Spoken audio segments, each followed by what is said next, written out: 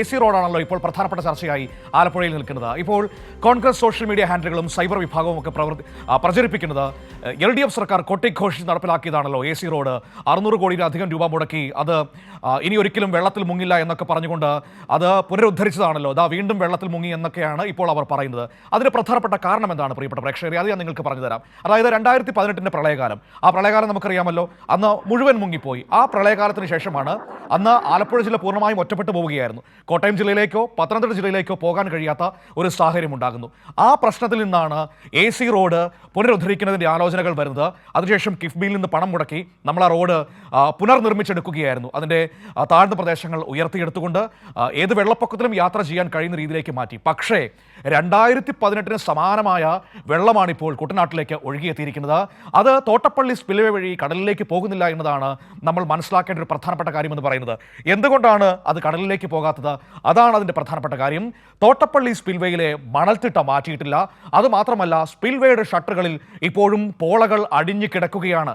അതുകൊണ്ട് തന്നെ വെള്ളത്തിന് പൂർണ്ണമായ രീതിയിൽ ഒഴുകിപ്പോകാൻ കഴിയുന്നില്ല എന്ന് പറയുന്ന വളരെ ഗൗരവതരമായ സാഹചര്യമുണ്ട്. സാധാരണഗതിയിൽ മഴക്കാലത്തിന് മുൻപ് സർക്കാർ ഈ തോട്ടപ്പള്ളി സ്പിൽവേയിലെ അതിനു മുൻപിലുള്ള മണൽത്തിട്ട മാറ്റുകയും വെള്ളം സുഗമമായി ഒഴുകിപ്പോകാനുള്ള നടപടികൾ സ്വീകരിക്കുകയും ചെയ്യാറുണ്ട്. അതുമാത്രമല്ല, സ്പിൽവേയുടെ ഷട്ടറുകളുടെ സമീപത്തെ പോളകൾ മാറ്റി വെള്ളത്തിൻ്റെ ഒഴുക്ക് സുഗമമാക്കാനുള്ള ഇടപെടലും നടത്താറുണ്ട്. എന്നാൽ ഇത്തവണ സംഭവിച്ചത് എന്താണ്?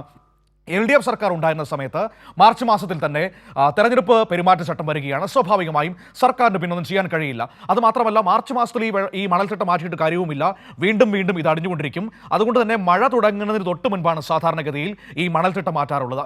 എന്നാൽ മഴ തുടങ്ങുന്നതിന് തൊട്ട് മുൻപുള്ള മെയ് മാസത്തിലേക്ക് എത്തുമ്പോൾ സർക്കാർ മാറുകയാണ്. ആദ്യത്തെ 10-15 ദിവസം നമ്മൾ കണ്ടതാണ് എന്താണ് സംഭവിച്ചതെന്ന്. മെയ് 4 തെരഞ്ഞെടുപ്പ് ഫലം വന്നതിന് ശേഷം ഇവിടെ സർക്കാർ രൂപീകരണത്തിനുള്ള വലിയ തമ്മിൽത്തള്ളി നടക്കുകയായിരുന്നു. ആ സമയത്ത് നാട്ടിലെ ഒരു പ്രശ്നത്തിലും ഇടപെടാൻ UDF സർക്കാരിന് കഴിഞ്ഞില്ല. അങ്ങനെ ഈ പറയുന്ന പ്രദേശത്തെ മണൽത്തിട്ട മാറ്റാൻ കഴിയാതെ വരുന്ന സാഹചര്യം ഉണ്ടാകുന്നു. സ്വാഭാവികമായും കുട്ടനാട്ടിലെ ജലം അതിന് കടലിലേക്ക് ഒഴുകിപ്പോകാൻ ഒരു പരിധിക്കപ്പുറത്തേക്ക് കഴിയാതെ വരുന്നു. അതിനോടൊപ്പം തന്നെയാണ് ഈ സ്പിൽവേ ഷട്ടറിന് സമീപമുള്ള പോളകൾ അടിഞ്ഞു കിടക്കുന്നത്. അതും മാറ്റാതെ വന്നതോടുകൂടി പൂർണ്ണമായും വെള്ളത്തിൻ്റെ ഒഴുക്ക് നിലയ്ക്കുന്ന ഒരവസ്ഥ വരികയാണ്. അതാണ് ഇത്രയും ഉയർത്തിക്കെട്ടിയിട്ട് പോലും AC റോഡിൽ പോലും പലയിടങ്ങളിലും വെള്ളം കയറുന്ന അവസ്ഥയുണ്ടായത്.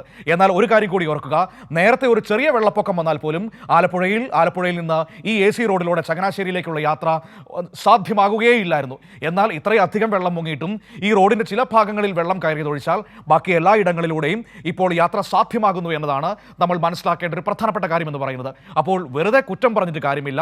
നമ്മൾ വസ്തുതകളും അതിൻ്റെ യാഥാർത്ഥ്യങ്ങളും മനസ്സിലാക്കി സംസാരിക്കുക എന്ന് മാത്രമാണ് ഈ അവഹേളിക്കാനും അല്ലെങ്കിൽ പരിഹസിക്കാനും ഇറങ്ങിപ്പുറപ്പെടുന്നവരോട് എനിക്ക് പറയാനുള്ളത്. ദൃശ്യങ്ങൾ നിങ്ങളുടെ മുൻപിൽ ദൃശ്യങ്ങൾ തെളിവായി നൽകിക്കൊണ്ടാണ് നമ്മൾ ഈ കാര്യങ്ങൾ സംസാരിക്കുന്നത്. ആകാശ ദൃശ്യങ്ങളാണ് ഈ കാണുന്നത്. ഇപ്പോഴും ആ AC റോഡിലൂടെ വാഹനങ്ങൾ പോകുന്നത് നിങ്ങൾക്ക് കാണാൻ കഴിയും. ഇതിനു മുൻപാണെങ്കിൽ ഇങ്ങനൊരു കാഴ്ച ഉണ്ടാകുമേ ഇല്ലായിരുന്നു. ഇതാണ് വസ്തുത എന്ന് പറയുന്നത്.